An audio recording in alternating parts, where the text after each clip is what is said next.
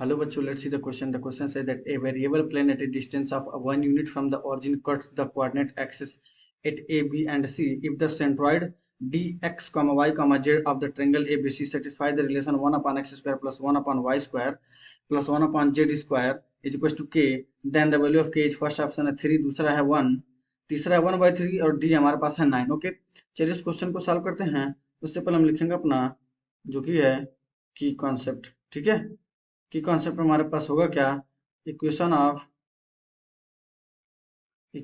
Plane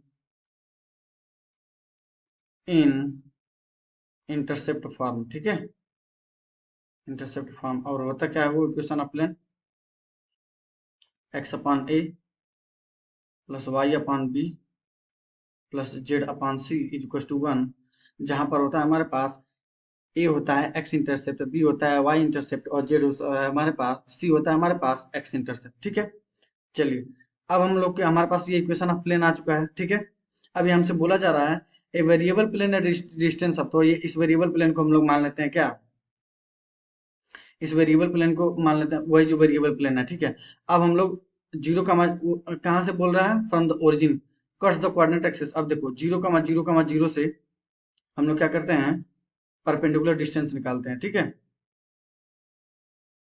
कहाँ से, 0,0,0 से हम लोग निकालते हैं परपेंडिकुलर डिस्टेंस। अभी तो ये रिक्वायर्ड इक्वेशन ऑफ प्लेन आया नहीं है। ठीक है, अब हम लोग चलिए परपेंडिकुलर डिस्टेंस निकालते हैं। तो परपेंडिकुलर डिस्टेंस हमारे पास किसके बराबर हो जाएगा, मान लीजिए हमको निकालना है alpha comma beta comma gamma, और एक प्लेन दिया हुआ है हमारे पास x upon a plus y upon b plus z upon c -1 is equal to 0। तो परपेंडिकुलर डिस्टेंस हम लोग मान लीजिए अगर परपेंडिकुलर डिस्टेंस को पी से रिप्रेजेंट करता हूँ तो हमारे पास होता है alpha upon a plus beta upon b plus ये हो जाता है हमारे पास gamma upon c -1 divided by x का कोफिशिएंट क्या है 1/a, तो 1/a² प्लस 1/b² हो जाएगा, वाई का कोफिशिएंट और ये हो जाएगा 1/c²। ठीक है, तो ध्यान से देख करके बताइए alpha comma beta comma gamma, sorry gamma क्या है हमारे पास, ओरिजिन है ना 0,0,0, और according to the condition perpendicular distance 1 unit का है, तो 1 इज इक्वल टू कितना हो जाएगा हमारे पास 0/a plus 0/b plus 0/c minus का 1, और ये जगह जो हमारे पास देखिए जरा, ये तो एज इट इज रहेगा 1/a² plus 1/b² plus 1/c²। ठीक है, क्रॉस मल्टीप्लीकेशन कर देता हूँ और ये अंडर रूट के अंदर पॉजिटिव है, तो ये हमारे पास देखिए क्या हो जाएगा 1/a² plus 1/b² plus 1/c² is equal to 1 हो जाएगा। ठीक है, अब मैं इसको स्क्वायर कर देता हूँ क्योंकि मॉडुलस ऑफ -1 1 ही रहेगा ना, तो 1/a² plus 1/b² plus 1/c² is equal to 1 आ गया है। इस कंडीशन को भूलना नहीं अपने को। ठीक है, आगे बढ़ते हैं। अब देखिए यहाँ पे if the centroid of D X Y Z of the triangle. अब देखो मैं बनाता हूँ ये प्लेन का थोड़ा एक रफ आइडिया ले लेंगे। ये हमारे पास प्लेन है, ठीक है, ऐसे कुछ गया है हमारे पास प्लेन। ये हमारे पास रहा एक्स, ये रहा हमारे पास वाई, ये रहा हमारे पास एक्स और ये रहा हमारे पास जेड।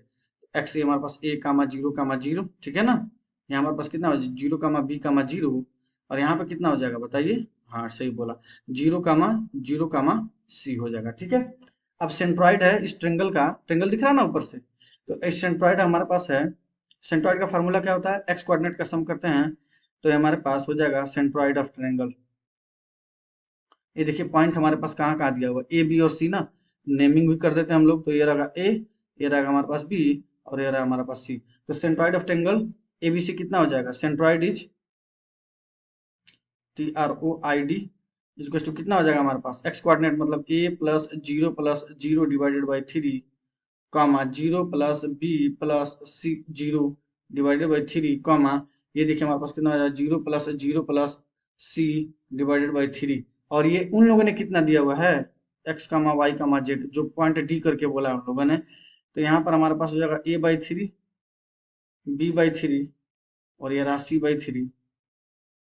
कंपेयर करके देखिए x इक्वल टू a/3 हो जाएगा ना, जब x इक्वल टू a/3 हो जाएगा तो देखिए x इक्वल टू a/3। ठीक है, x इक्वल टू a/3 आ गया। अब देखिए यहाँ पर हमारे पास एक कंडीशन मिली थी 1/a², तो यहाँ पे मैं लिखता हूँ यहाँ पे देखिए मेरे पास यहाँ से 1/a², 1/a² की वैल्यू कितनी हो जाएगी हमारे पास? 1/a की वैल्यू मेरे पास यहाँ से कितनी हो जाएगी? 1/a की वैल्यू हमारे पास हो जाएगी 1/3x ना। दिखा आपको? बिल्कुल सही। वेट, यहाँ हमारे पास कितना हो जाएगा? 1/, ठीक है। ओके, ये हमारे पास सिमिलरली हम लोग यहाँ से क्या लिख सकते हैं बताइए? 1/b इक्वल टू क्या लिख सकता हूँ? 1/b इक्वल टू 1/3y लिख सकता हूँ, और 1/c इक्वल टू लिख सकता हूँ 1/3z।